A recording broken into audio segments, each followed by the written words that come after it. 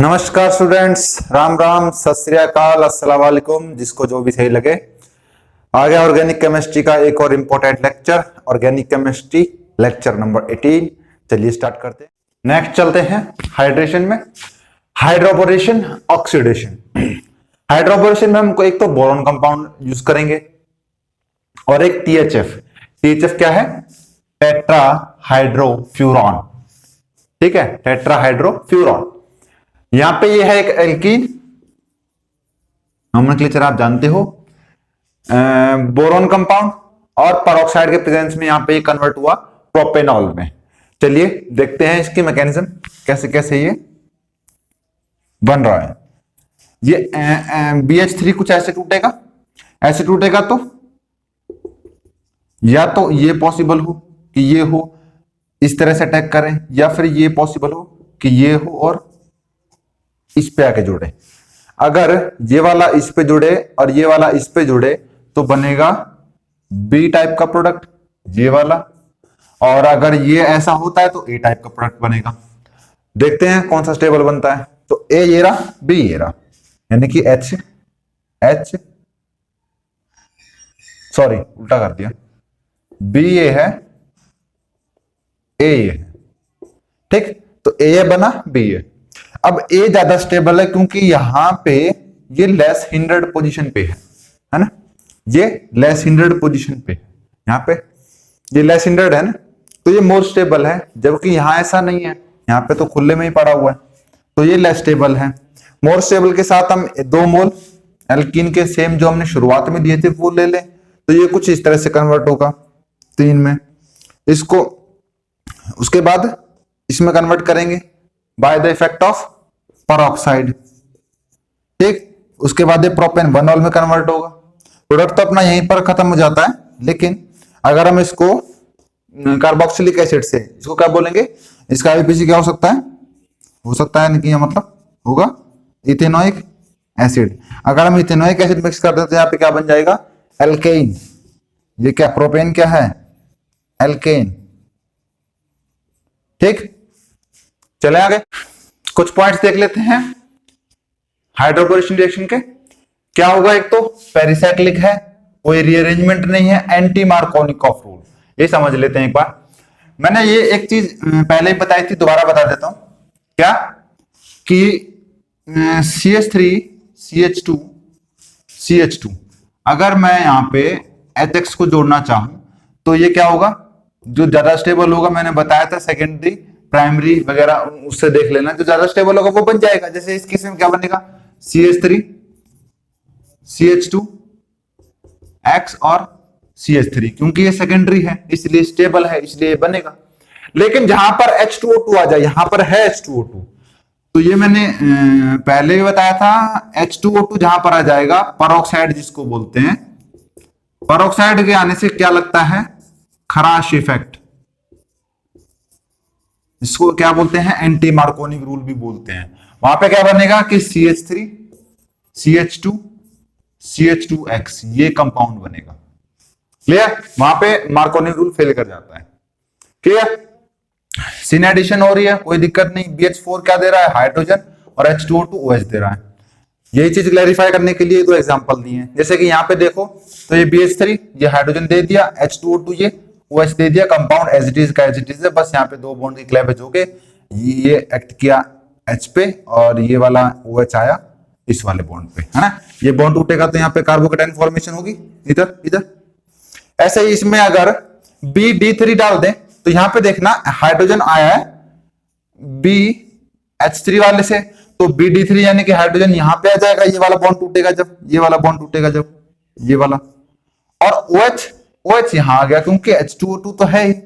लेकिन अगर यहाँ BH3 हो लेकिन यहाँ पे D2O2 हो तो OH नहीं OD मिलेगा। भाई OH और OD में क्या डिफरेंस है, यहाँ पे तो ये H हाइड्रोजन है और यहाँ पे ये ड्यूटेरियम है। ड्यूटेरियम जानते हो, 1H2 क्या होता है, ये आइसोटोप्स हैं हाइड्रोजन के, आइसोटोप्स ऑफ हाइड्रोजन। एक और होता है 1H3, इसको हम ट्रिटियम बोलते हैं। ठीक, तो यहाँ पे D2O2 से क्या मिलेगा, OD, और यहां से तो हाइड्रोजन मिल ही रहा था, और इससे क्या मिल गया, OD।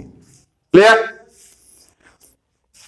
ये बहुत ही इंपॉर्टेंट बात है, इसको स्टार लगा के एक लाल पेन से लिख लीजिएगा कि अल्कोहल ऑक्सीडाइज करके क्या बनाता है, एल्डिहाइड कीटोन, और वो फर्दर ऑक्सीडाइज करेगा तो एसिड, और एसिड को रिड्यूस करेंगे तो एल्डिहाइड कीटोन, और इसको रिड्यूस करेंगे तो अल्कोहल। अब थोड़ी सी कंफ्यूजन ये आती है कि अल्कोहल एल्डिहाइड भी बना रहा है और कीटोन भी बना रहा है, ये कहानी को समझ में नहीं आ रही। तो ये ध्यान रखना कि प्राइमरी अल्कोहल हमेशा एल्डिहाइड बनाएगा और सेकेंडरी कीटोन या टर्सरी कीटोन अल्कोहल ये क्या बनाएंगे, कीटोन। क्योंकि कीटोन ग्रुप तो ऐसे बनता है ना, ये कीटोन ग्रुप तो ये तो जब भी बन सकता है जब यहाँ पे कार्बन जुड़े हो, सेकेंडरी से शुरुआत हो सकती है, प्राइमरी वाले सारे एल्डिहाइड। नेक्स्ट है ऑक्सो प्रोसेस। ऑक्सो प्रोसेस में क्या है, यहाँ पे एक तो एल्कीन लेना है, carbon monoxide with hydrogen, and the most important tetra carbonyl cobalt. ये कोबाल्ट है, कार्बोनिल ग्रुप आप जानते होंगे शायद, इसको बोलते हैं ना कार्बोनिल ग्रुप, कार्बोनिल ग्रुप। अब कार्बोनिल ग्रुप कहां कहां होता है, एल्डिहाइड में, बना ही देता हूं, ये बन गया एल्डिहाइड, ये बन गया कीटोन, और ये बन गया कार्बोक्सिलिक एसिड, इन तीनों में होता है ये। क्लियर? तो यहां पे क्या बना, एल्कीन कार्बन मोनोऑक्साइड और hydrogen in the presence of tetra carbonyl cobalt change into aldehyde. और एल्डिहाइड बनने के बाद हम क्या करेंगे कि यहां पे एक स्ट्रॉन्ग रिड्यूसिंग एजेंट है, क्या, लिथियम एल्युमिनियम हाइड्राइड। ये क्या है, एक स्ट्रॉन्ग रिड्यूसिंग एजेंट है, ठीक, स्ट्रॉन्ग रिड्यूसिंग एजेंट, ये रिड्यूस कर देगा। अब भी जस्ट मैं बता के आया कि अल्कोहल को ऑक्सीडाइज करोगे तो एल्डिहाइड कीटोन, एल्डिहाइड कीटोन को ऑक्सीडाइज करोगे तो कार्बोक्सिलिक एसिड। अगर उनको रिड्यूस कर दोगे, यहां पे क्या कर रहे हो आप, एल्डिहाइड को रिड्यूस कर रहे हो तो क्या बनेगा, अल्कोहल। फिर से लिख देता हूं कि यहां पे अगर अल्कोहल हो, अल्कोहल को ऑक्सीडाइज तो एल्डिहाइड कीटोन, और फर्दर ऑक्सीडाइज करोगे तो एसिड, जैसे कार्बोक्सिलिक एसिड।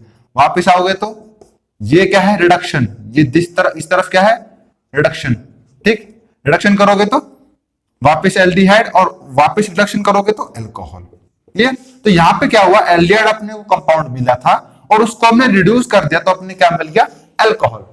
क्लियर? ये था ऑक्सो प्रोसेस। ऑक्सो प्रोसेस में हमने क्या प्रिपेयर किया, अल्कोहल। वाकर प्रोसेस में भी अल्कोहल प्रिपेयर कर रहे हैं लेकिन अलग तरीके से। कैसे?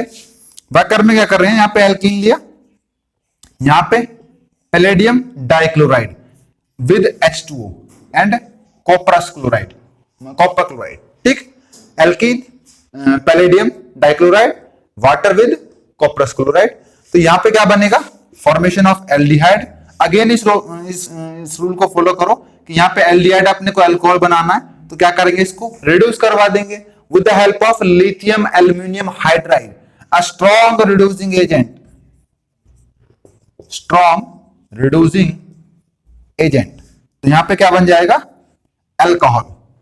इसी में एक खेल और भी चल रहा है कि यहां पे पैलेडियम को देखा जाए तो पैलेडियम यहां पे पहुंच रहा है, देखना 0 से कुछ +2 में जा रहा है, तो यहां पे ऑक्सीडेशन हो रहा है। कॉपर को देखना, कॉपर यहां पे +1 पे था, यहां पे +2 पे जा रहा है, इधर भी ऑक्सीडेशन हो रहा है। नेक्स्ट है एडिशन ऑफ हेलोजन, डाइहेलोजन, किसमें, एल्कीन्स में। यहां पे क्या ले लिया, एल्कीन, और यहां पे कोई भी डाइहेलोजन ले लिया। अब भले ही ये सेम एलिमेंट है लेकिन हम जैसे हम पढ़ते हैं ना H2 में क्या देखते हैं कि ये स्ट्रॉन्ग बॉन्डिंग कैसे बना लेते हैं। तो यहां पे हम देखते हैं पार्शियल डबल बॉन्ड, सॉरी, जिसको हम बोलते हैं, वर्ड दिमाग से उतर रहा है, हाँ, इसको बोलते हैं partially positive and partially negative, है ना, जिसको हम जानते हैं लंदन फोर्स के नाम से, लंदन फोर्स और डिस्पर्जन फोर्स। याद है, स्टेट्स ऑफ मैटर 11th के चैप्टर में बहुत ब्रीफ में दिया हुआ है, ये पढ़ के नहीं आए आप, है ना। तो इसी तरह से यहां पर भी क्या होगा, एक तो पार्शियली नेगेटिव और एक पार्शियली पॉजिटिव। एक तो कह रहा है मैं कति मारा जा रहा हूं इलेक्ट्रॉन के लिए, एक कह रहा भैया मेरे पास थोड़े से हैं तू ले ले, है ना, ऐसी बात बनेगी इनकी। तो क्या हुआ यहाँ पे एंटी एडिशन हुआ, तो कुछ इस तरह से प्रोडक्ट बना, है ना। कैसे बना ये मैकेनिज्म देखते हैं कि यहां पे ये एल्कीन है, ये बॉन्ड नहीं टूटेगा, है ना, क्योंकि हल्का पतला बॉन्ड नहीं है, ये बहुत फोर्स चाहिए होगा इसको तोड़ने के लिए, क्योंकि लंदन फोर्स डिस्पर्जन फोर्स भले ही वीक फोर्स में आते हैं लेकिन काफी स्ट्रांग होते हैं नॉर्मली। फिर ये क्या हुआ कि एक जाके इन दोनों कार्बन से बॉन्डिंग बना लेगा, है ना, एक ब्रोमीन जाके कुछ इस तरह से इसने बॉन्डिंग बना ली।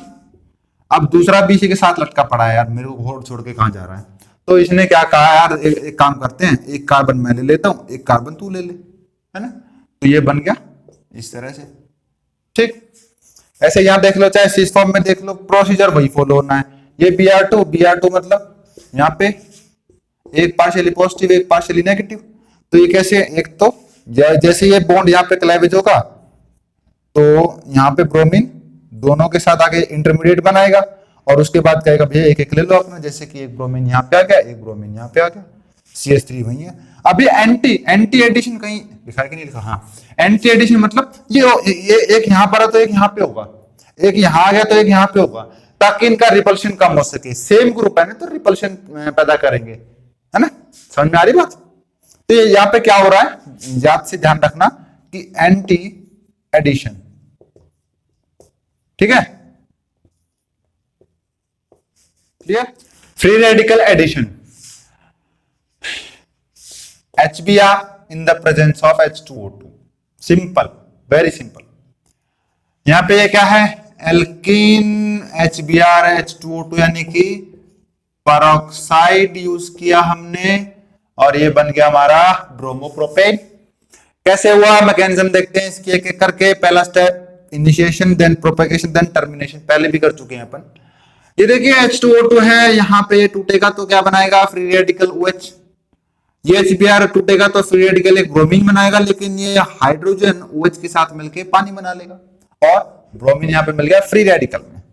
अब जो ब्रोमीन निकला है ये आके छेड़खानी करेगा इनसे, सत्यानाश, डबल बॉन्ड है यहाँ पे, ठीक है, ये आके छेड़खानी करेगा इनसे। तो यहाँ पे दो प्रोडक्ट बन सकते हैं कि एक तो भैया यहीं पे आके जुड़ जाए और एक यहाँ पे आके जुड़ जाए। देखते हैं स्टेबिलिटी कहाँ थी। देखो अगर यहाँ पे जुड़ता है तो फ्री रेडिकल यहाँ बनता है जो कि प्राइमरी है, जो कि लेस स्टेबल है।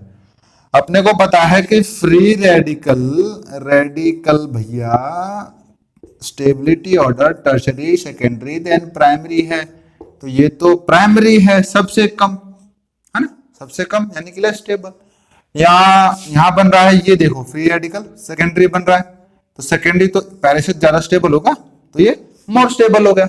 इसी को उठा लो, ये उठा लिए भैया, ये रहा सेकेंडरी, उठा लाए तो यहाँ पे HBr से रिएक्ट करवा दो। अगेन HBr से रिएक्ट करवाओगे तो क्या होगा, ये एक हाइड्रोजन देके निकल जाएंगे भाई साहब। यहाँ पे CHN है तो ये यहाँ पे आ गया CH2। अब ये Br जो बचा हुआ है ना, ये फिर जाके किसी और एल्कीन के साथ रिएक्शन करेगा। यदि ध्यान रखना ये बची है ना।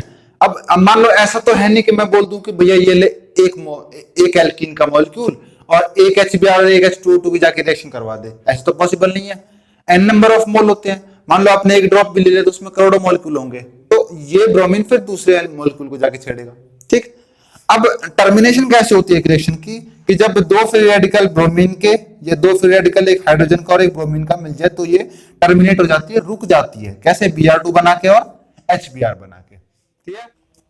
नेक्स्ट देखते हैं, ये अगेन एल्कीन। अब तक तो आपको समझ में आना शुरू हो गया होगा। HCl सिंपल, यहां से HCl टूटेगा और यहां पे आके जुड़ जाएगा, कोई दिक्कत नहीं।